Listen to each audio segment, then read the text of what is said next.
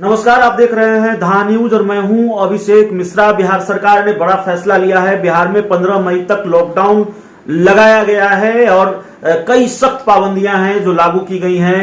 मसलन दुकानें 7 बजे से 11 बजे सुबह तक ही खुलेंगी और भी कई तरह की पाबंदियां हैं।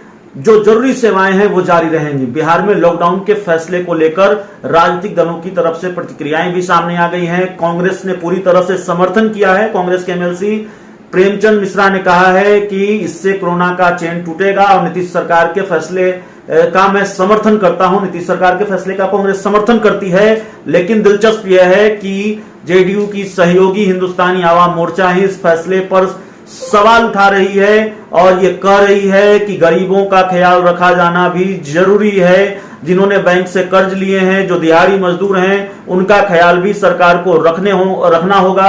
हिंदुस्तानी आवाम मोर्चा के राष्ट्रीय प्रवक्ता दानिश रिजवान ने तमाम बातें कही हैं। दानिश रिजवान को सुनिए, उसके बाद जेडीयू का बयान भी सुनाएंगे। लॉकडाउन पर जेडीयू की प्रतिक्रिया भी सामने आई है, तो पहले दानिश रिजवान को सुन लीजिए। देखिए, बिहार सरकार ने लॉकडाउन का फैसला निसंदेह न्यायालय की टिप्पणी के बाद लिया है, लेकिन हमें लगता है कि इस निर्णय के बाद कहीं ना कहीं से गरीब तबका निराश होगा, क्योंकि अगर वो कोरोना से बच भी सकता है लेकिन भूख से जरूर मर जाएगा। न्यायालय ने टिप्पणी जरूर करी है, लेकिन न्यायालय को गरीबों का भी ख्याल रखना चाहिए था, खासकर उन तबकों का जो हर दिन मेहनत करता है और शाम में अपने परिवार के लिए राशन का इंतजाम करता है। मेरा सरकार से अनुरोध है कि आपने लॉकडाउन का फैसला तो ले लिया है, लेकिन इस फैसले के साथ साथ आपको दिहाड़ी मजदूर और गरीबों की चिंता करनी होगी। जो लोग रोजाना मेहनत कर करके अपने परिवार का भरण पोषण कर रहे हैं, उनको हर मामले से छूट मिलनी चाहिए। जिन लोगों ने बैंकों से कर्ज लिया हुआ है, जो लोग किराएदार हैं, किराए पे रह रहे हैं, उनका किराया माफ होना चाहिए। बैंकों के लोन का जो इंटरेस्ट है वो माफ होना चाहिए। इस ओर सरकार को ध्यान देना चाहिए, नहीं तो जनता के बीच में आक्रोश पनपेगा, जिसका नतीजा बिल्कुल खराब होगा। आपने सुना दानिश रिजवान, हिंदुस्तानी आवाम मोर्चा जो पूर्व सीएम जीतन राम मांझी की पार्टी है, वो साफ तौर पर यह कहते हुए कि भले ही न्यायालय के निर्देश पर सरकार ने यह फैसला लिया हो, लेकिन गरीबों का ख्याल रखा जाना भी जरूरी है। किराया माफ होना चाहिए और तमाम बातें दानिश रिजवान ने कही है। जेडीयू की भी प्रतिक्रिया सरकार के फैसले पर सामने आई है। सत्ताधारी जेडीयू के प्रवक्ता अभिषेक झा ने क्या कुछ कहा है, सुनिए। बिहार में कोरोना संक्रमण के मामले लगातार बढ़ते जा रहे हैं। इसको देखते हुए पहले नाइट कर्फ्यू लागू किया गया था।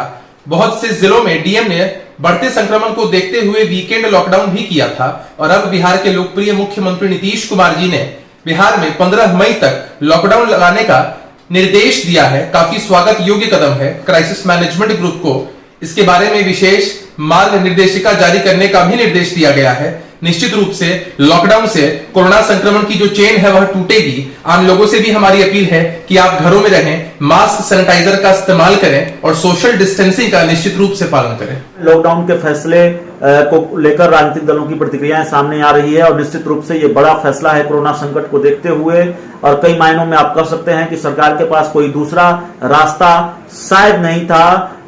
लगातार ये मांग उठ रही थी कि बिहार में लॉकडाउन लगाया जाना चाहिए। 12,000, 13,000 और 15,000 मरीज रोज मिल रहे थे। तो जिस तरह की भयावह स्थिति है, जिस तरह का संकट काल है, हम भी उम्मीद करेंगे कि सरकार ने अगर ये फैसला लिया है तो जाहिर तौर पर सरकार को कामयाबी मिले। सरकार की जो अपेक्षा है और हमारी भी अपेक्षा यही है कि कोरोना का चैन टूटे। हम सब न सिर्फ भयभीत हैं बल्कि हम सब प्रभावित हैं।